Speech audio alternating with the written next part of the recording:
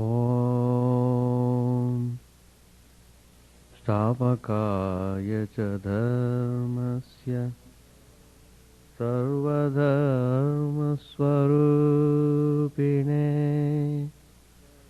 Stavakaya cha dharmasya sarvadharma swarupine Avatar Varishtaya Ramakrishna Yate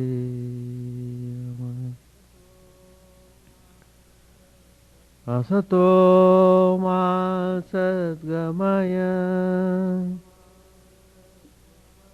Tamaso Ma Jyotirgamaya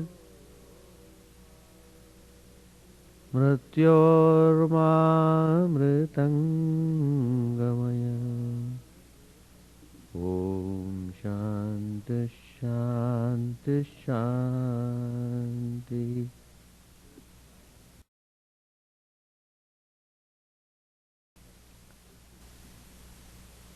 Let us offer our salutations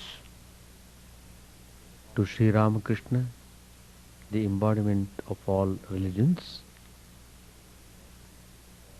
Let us pray to him to lead us from unreal to the real, from darkness of ignorance to the light of knowledge, from death to immortality.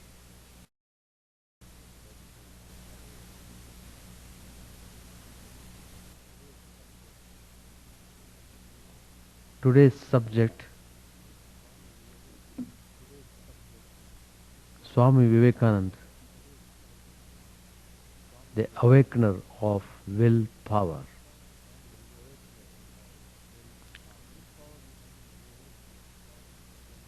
Willpower is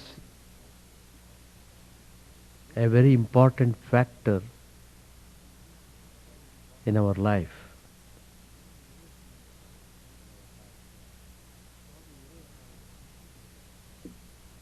Swami Vivekananda was explaining what is material and what is not. When the world is the end and God the means to attain that end, that is material. When God is the end and the world is only the means to attain that end, spirituality has begun. So spirituality means that we are seeking the truth. Swami Vivekananda said, when you pray, O Lord, give me my bread, my money, heal my diseases, do this, do that. Every time you say that, you are hypnotizing yourselves with the idea I am matter and this matter is the goal. Every time you try to fulfill a material desire, you tell yourselves that you are the body, that you are not the spirit.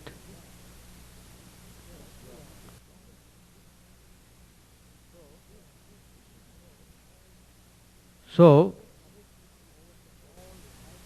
it's a great awakening to overcome all types of weaknesses. To know that You are not the body or the mind, you are the spirit.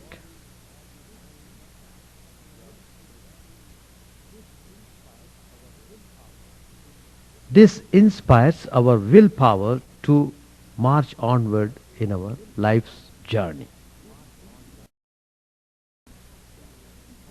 Without willpower, it is impossible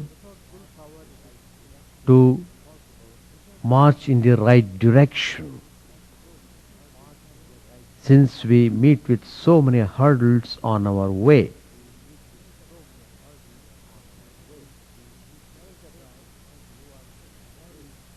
There was a guy who was very low in spirit, very low in willpower, a vagrant. He was walking along the road. He saw an old man sitting outside his home. This guy asked him about the whereabouts of a particular place. But whatever this guy was asking for, the old man never cared to answer, not even liked to look at him. So, when the man, in spite of his asking him repeatedly questions, he was not getting any reply from the old man, he became disgusted and turned to go away. Then the old man stood up and said, "Well, you are asking for certain directions to know about how far the particular village, etc. It is just only a mile from here.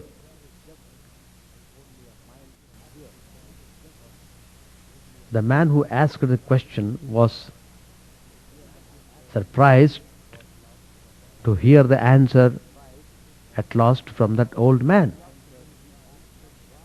So out of curiosity he asked him, "Why you didn't speak to me early? How many times I repeated the questions, but you never cared to answer. But when I was about to go away, then you gave the answer." Then the old man said, "Well, you seemed so halting and careless about proceeding. That was the impression I got at the first time when I looked at you. But now you are starting off in good earnest, and so I am giving you the direction."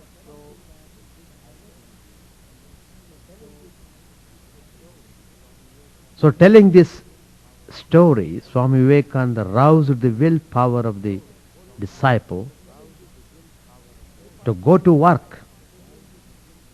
Keep on doing things in a proper way, the rest would come by themselves.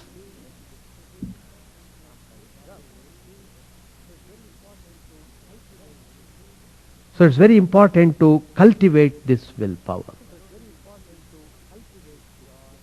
Then only you feel joy in your spiritual pursuits. Once a person approached Swami Vivekananda and asked him what he should do to know God, how he was to get free.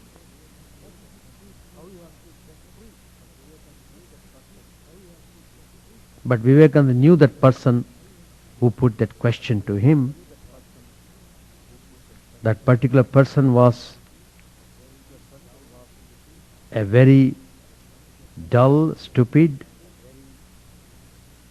who knew nothing,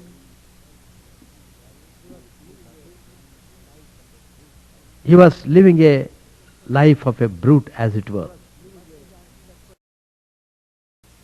But he is asking that question. So Vivekananda answered him by putting a counter question. He asked him, "Can you tell a lie?" The man replied, "No." Then Vivekananda said to him, "To learn to do so." He remarked that it is better to tell a lie than to be a brute or a log of wood. He addressed him further and said, "You are inactive. You have not certainly reached the highest state, which is beyond all actions, calm and serene. You are too dull even to do something wicked." So he just wanted to stir him up, stir his willpower to become active. So willpower has great significance. We come across so many depressions in life. We become restless on account of lack of willpower. So it's very important to rouse that power which is inherent in every one of us.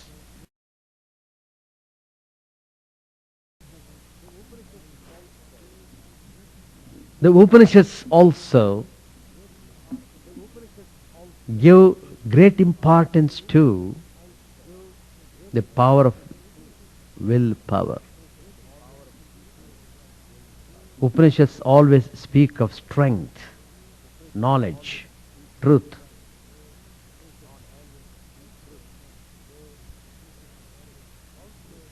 They also admit that there are human weaknesses. So it's all the more important the great significance of strength should be known as early as possible. The one way is, don't simply keep on brooding over weaknesses, thereby becoming more and more weak. Weakness will not heal weakness. Would you try to wash dirt with dirt? Will sin cure sin? Weakness cure weakness? It's only through strength that you can conquer any kind of weakness. Weakness retards your progress. Strength keeps you always active and encourages you to move forward. So the important message of the Upanishads is abhihi, abhihi. Be fearless. Be fearless.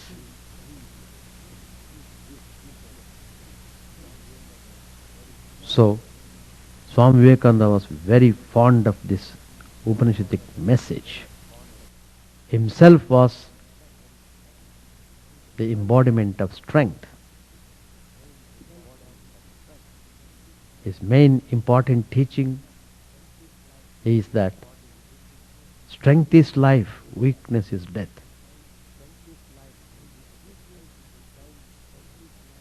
A weakling will be dying every moment. He dies many times. His life is miserable.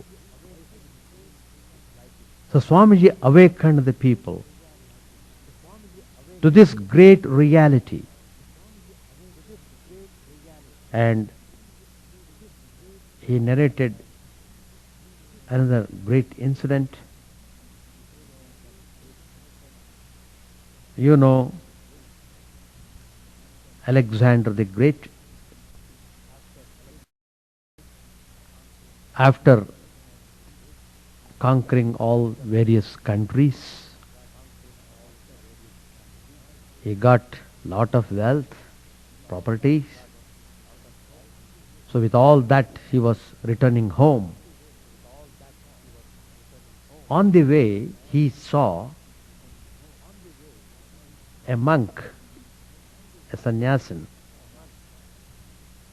sitting on a rock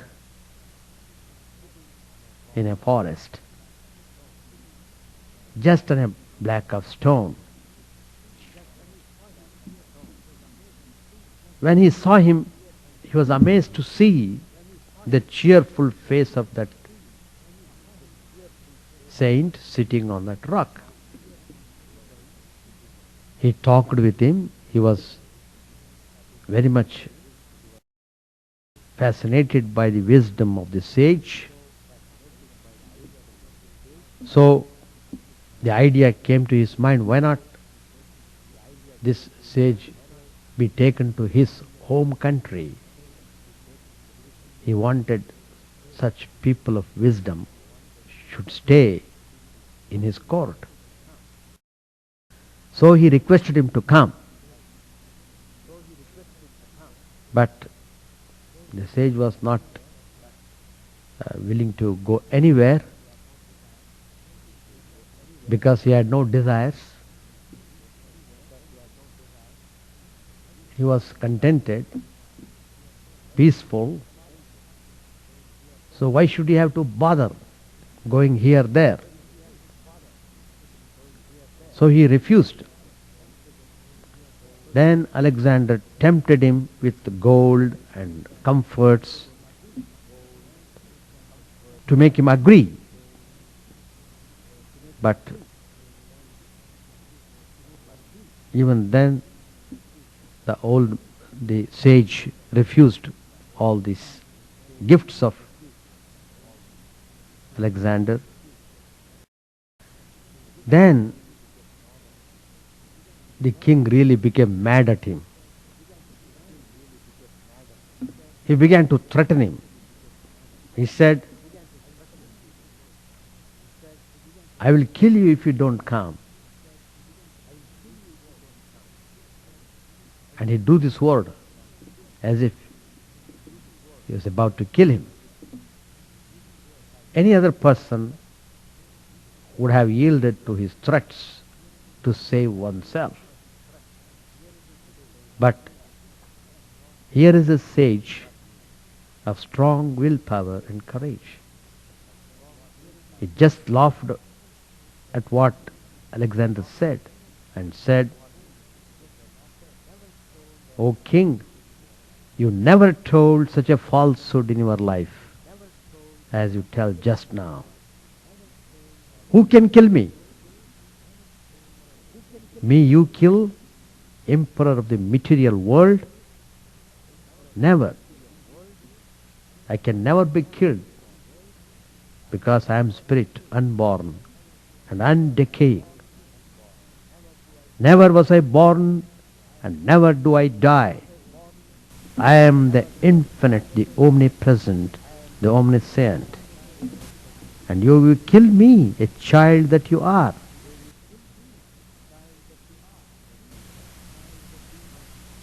Alexander was stunned to see in front of him a sage who is fearless totally. He is not afraid of anything. He is not afraid of life. He was amazed. This incident has been recorded in the Greek history. The incident happened in India. The same idea is given in the Bhagavad Gita while describing the nature of Atman. In the second chapter, Lord Krishna says, Nainam chindanti shastrani, nainam dahati pavakaha, nachainam kledayantyapo nashoshayati marutaha. This Atman cannot be cut by the sword, cannot be burnt by the fire, cannot be wet by the water, cannot be blown away by the wind. Such is the immense power of the Spirit. And we are that Spirit. Each one is that. Somehow, on account of some reason which we don't know, on account of ignorance, we are foolishly passing through all sorts of sufferings and weaknesses. So it is very important for us to know the true nature of Atman, and so it is important to come in contact with great people, spiritual masters, so that all our ignorance would be destroyed.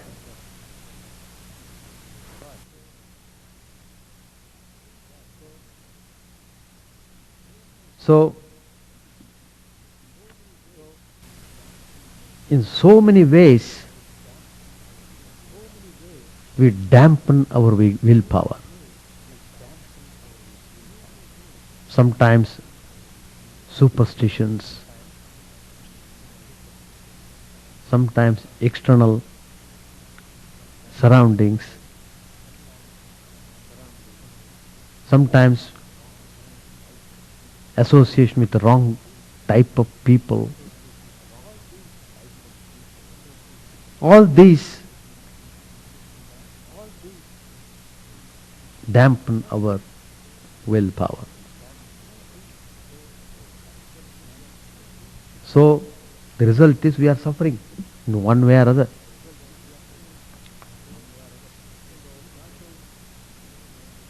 So in order to be peaceful and happy, you have to get rid of them. You have to become strong. That's the only way. That's the only way. God has given intellect. Use it properly. Don't be foolish. Once, an astrologer came to a king and he said to him, "You are going to die in 6 months' time." He predicted this. On hearing this, the king immediately was frightened. He was almost dying then and there from fear. He was in a very depressed mood. He lost all interest in life because the thought that he would die in 6 months' time was worrying him like anything. There was a intelligent minister. He told him, "Why you rely upon so much on these astrologers? Why do you believe so much about them?" But the king would not listen to him.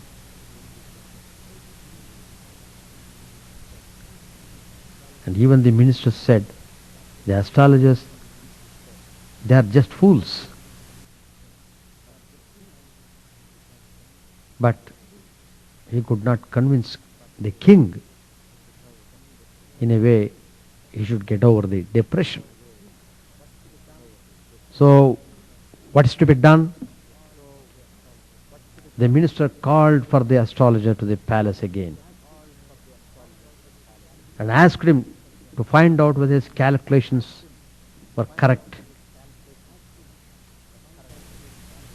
And the astrologer replied, "There could not be a mistake at all.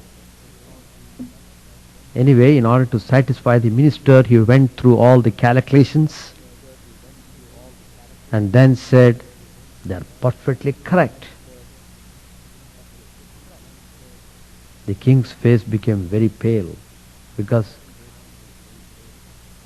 second time when the astrologer was called in, he repeated the same thing, that the king would die in 6 months' time. That means it became certain. So almost every day from that time onwards, he is dying and dying, becoming weak and weak, losing appetite, not taking food properly, not attending to duties. Then the minister asked the astrologer. He was an intelligent minister. Well, can you tell me when do you think you will die? What's your prediction about yourself? Then that astrologer said, probably in 12 years I may die. 12 years? Why 12 years? The minister immediately drew the sword and cut off his head immediately from the body. And then said to the king, see that liar? He told he will die in 12 years. After 12 years he may die. Right now he is dead. So that awakened the king. And he got rid of his foolishness. This story has been told by Vivekananda in one of the complete works. So, that is the power of willpower. You have to recognize it and shape your life accordingly. Swami Vivekananda narrated another incident.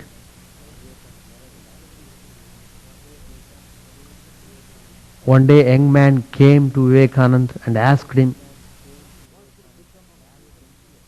what will become of me next year? Vivekananda asked him why he asked him so. That young man answered, I have lost all money. I have become very poor. Then Swamiji remarked, money is the only god of many beings. Weak men, when they lose everything and feel themselves weak, try all sorts of uncanny methods of making money and come to astrology and all these things. There is a Sanskrit proverb which says, it is the coward and the fool who says this is fate.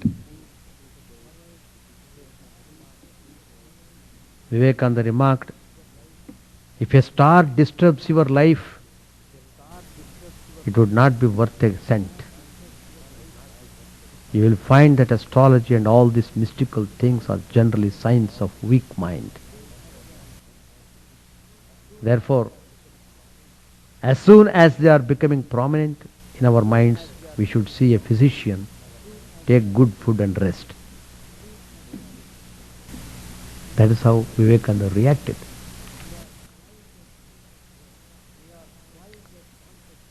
We are flying like haunted hares from all that is terrible, and like them hiding our heads and thinking we are safe.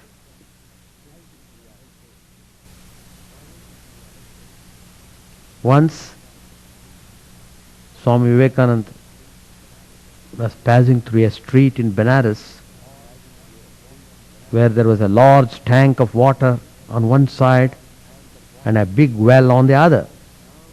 It was in the grounds where there were many monkeys. They were huge brutes. They didn't want Swami Vivekananda to pass through their street. So they howled and shrieked and clutched at his feet as he tried to pass through. Then Swami Vivekananda began to run. But the faster he ran, the faster came the monkeys and they began to bite at him. It was almost impossible to escape. But just then he heard someone calling out to him, "Face the brutes, face the brutes, that's the way." Immediately Swami Vivekananda turned and faced the monkeys, and they fell back and finally fled.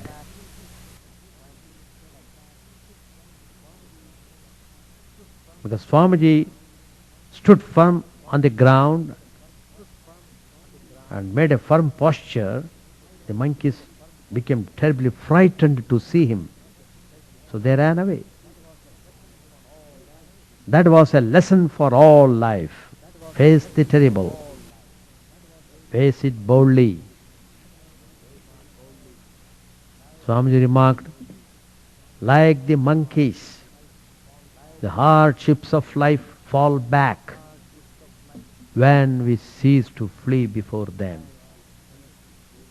If we are ever to gain freedom, it must be by conquering nature, never by running away. Cowards never win victories. We have to fight fear and troubles and ignorance if we expect them to flee before us. What is death? What are terrors? Fly from evil and terror and misery, and they will follow you. Face them, they will flee.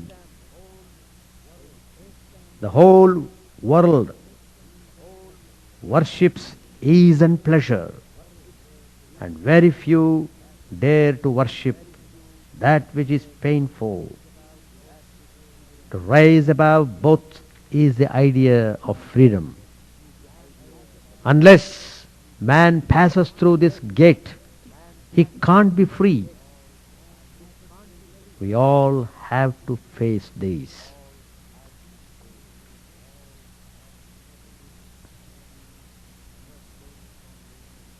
Another story Swami Vivekananda narrated about the sin of killing a cow.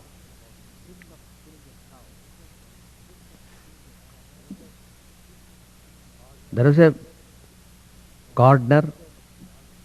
He had developed a wonderful garden.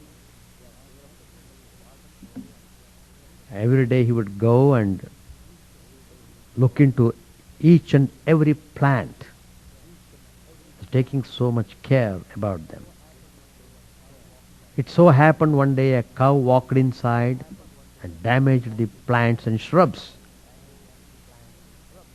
So when the gardener came for inspection, he saw some of the plants were damaged. He became very angry.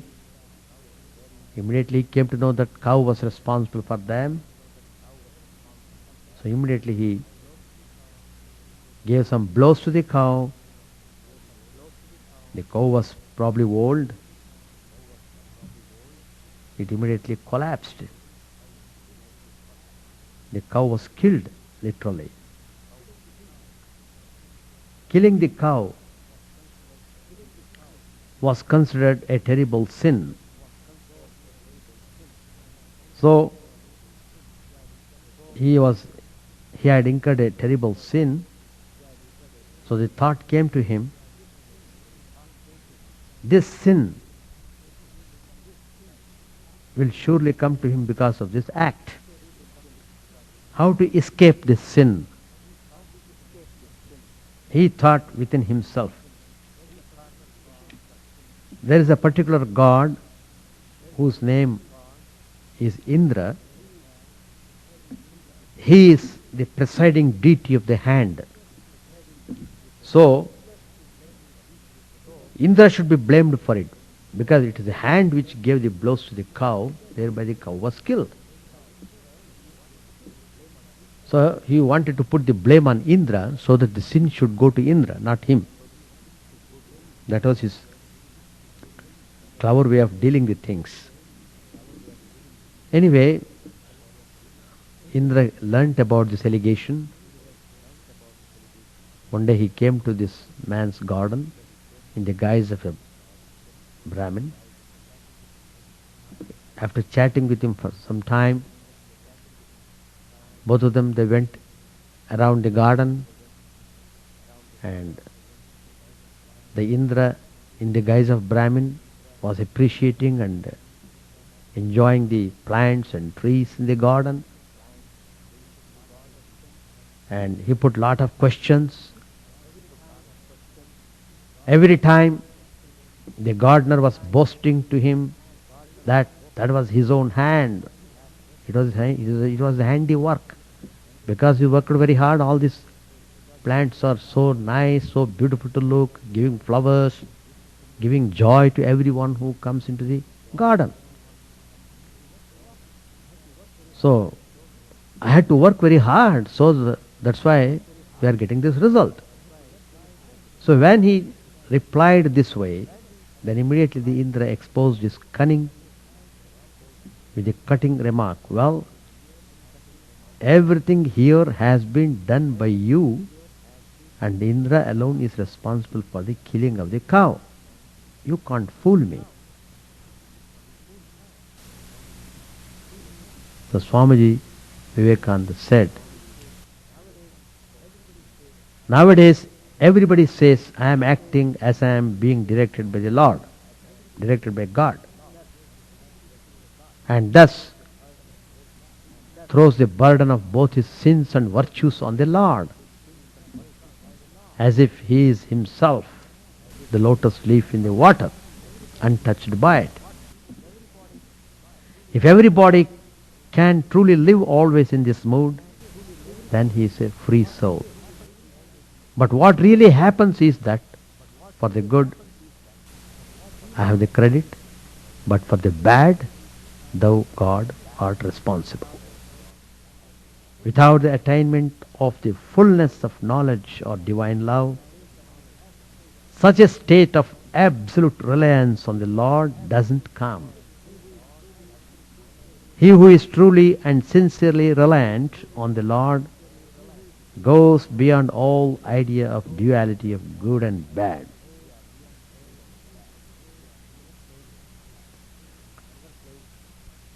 In another place, Swamiji has given some idea about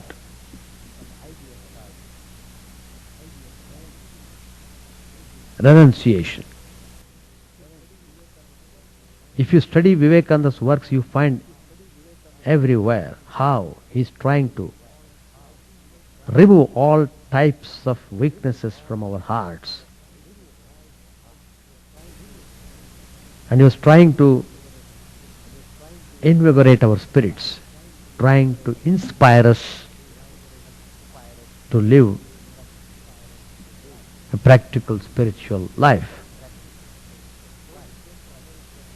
So he came to America and gave the message of Vedanta to the people here.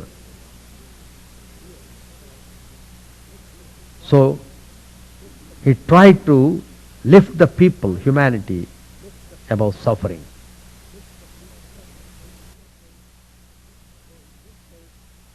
So in this place, once he said,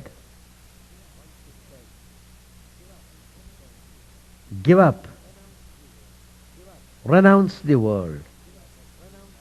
Now we are like dogs strayed into a kitchen and eating a piece of meat, looking around in fear, lest at any moment someone may come and drive them out. Instead of that, be a king and know you won the world. This never comes until you give it up and it ceases to bind. Give up mentally if you do not physically. Give up from the heart of your hearts. Have renunciation. This is the real sacrifice. And without it, it is impossible to attain spirituality. Do not desire. For what you desire, you get. And with it comes terrible bondage. It is nothing but bringing gnosis on us, as in the case of the man who had 3 boons to ask. It's a very funny story which Swami Vivekananda has told us. Once there was a poor man. He was able to propitiate a certain god. So the god offered him 3 boons with the 3 throws of dice. The poor man became very happy. The god is willing to give him 3 boons. So he communicated this news to his wife. So she at once told him to cast for wealth first. Wealth. The man said, see, both of us have very ugly noses. People laugh at us whenever they look at us.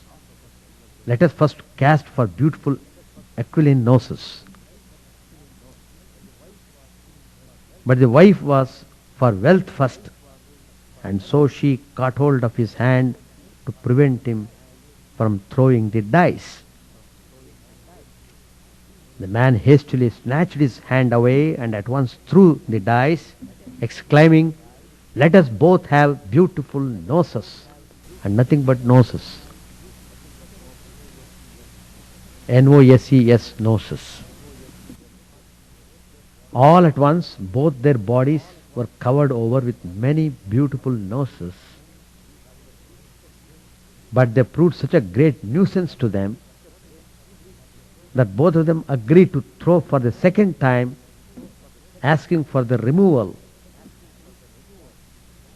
It was done. But they also lost their own little ones by that. Now 2 boons are over.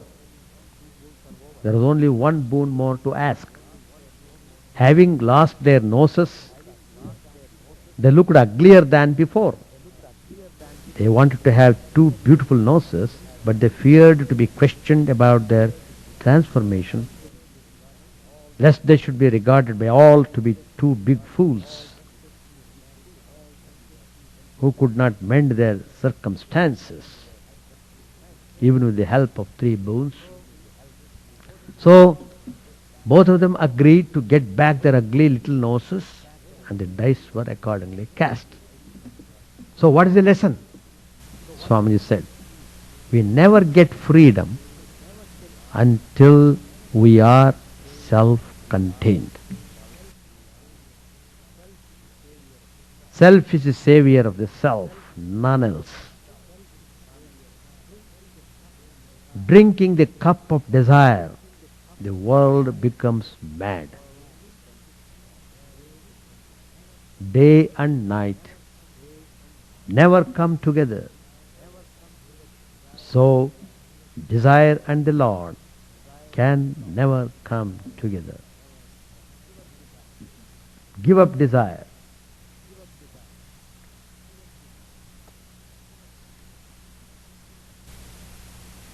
And then,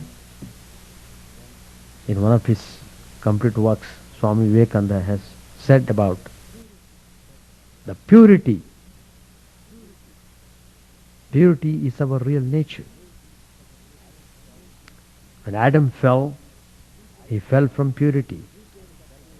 To regain that purity is the object of all religion. All men are pure. All men are good. Some objections can be raised to them, And you ask why some men are brutes. That man you call a brute is like the diamond in the dirt and dust. Brush the dust off and it is a diamond just as pure as if the dust had never been on it. And we must admit that every soul, every individual being is a big diamond. Nothing is baser than calling my brother sinner. It's all an account of foolishness and killed a lamb. The sheep found a very young lion and it followed her and she gave it suck and it grew up with the sheep and learned to eat grass like a sheep. So one day another lion came to that area. He was amazed to see one of the lions like him was living with the sheep, behaving like sheep. So he tried to snatch him away, but the lion sheep was running away all the time. Finally, he caught hold of him and brought him to the pool of water and said, "Now, why are you running away like a sheep? You are not sheep, but a lion. Look into this pool of water. Look up your own form." The sheep lion, seeing its picture reflected from the water, said, "Yes, true, I am not sheep. I am not like them. My form is different. I am a lion, not a sheep anymore." So, that awakening was required. Awakening. So Swami Vivekananda gave awakening like this to the whole humanity. Let us not think we are sheep, but lions.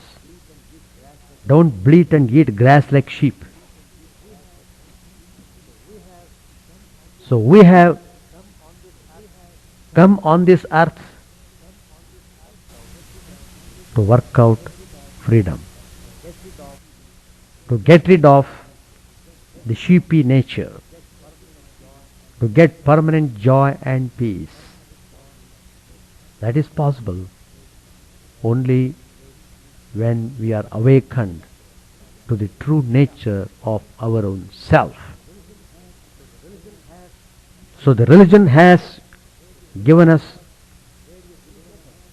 various methods by which we can arrive at this wonderful experience of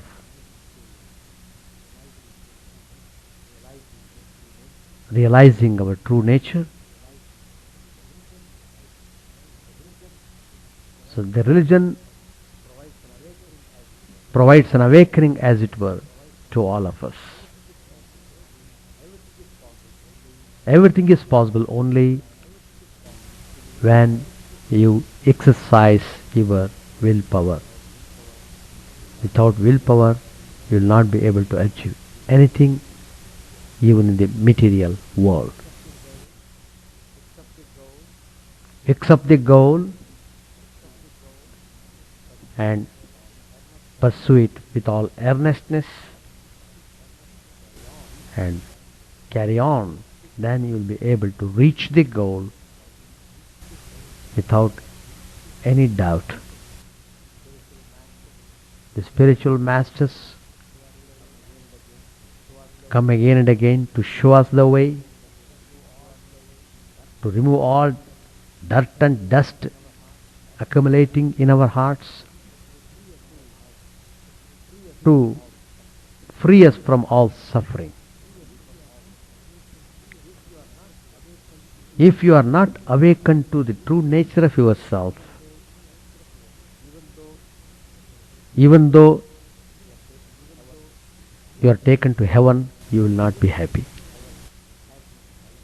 The real happiness lies in realizing your true nature.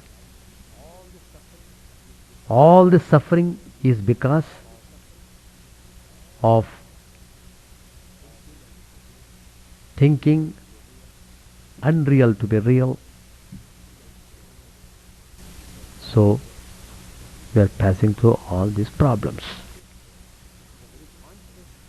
We should be very conscious about the content, about the essence, and then you will see how you will be freed from all these troubles. So Vivekananda has given 4 yogas: Karma Yoga, Bhakti Yoga, Dhyana Yoga. By all these Jnana Yoga, by all these yogas, one can definitely reach the final end of spiritual life. All these yogas will show you how to awaken your willpower.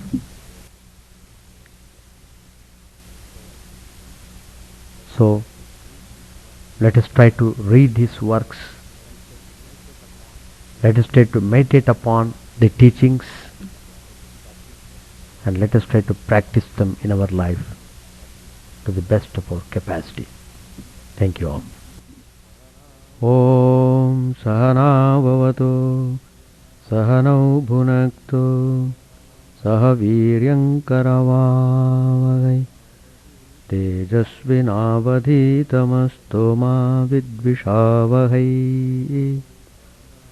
Om Shanti Shanti Shanti. Hari Om Tat Sat. May Brahman protect us, guide us, give us strength and right understanding. May love and harmony be with us all. Peace, peace, peace be unto all.